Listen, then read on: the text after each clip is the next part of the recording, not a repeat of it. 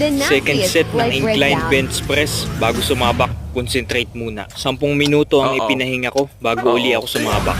Siyempre, nabawasan na yung lakas natin pero ibibigay pa din yung 100% intensity. May mga ibang bagay na wala sa ating control. Pero itong pag-workout, nasa ating control ito. Ang pangahawakan lang natin ay yung determination and commitment. Sinasanay ko yung katawan ko sa hard work para lagi niyang susundin yung isip.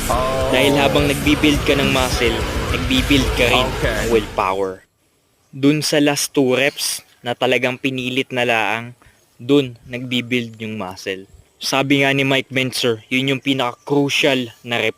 Yun lang yung magmamatter. Ang main purpose ko dito kaya mabigat yung binubuhat ko tapos kakaunti lang yung reps ay to stimulate growth. Yun lang yun, hindi endurance. May nakahiwalay na time para doon. Yun yung cardio. 3 kilometeran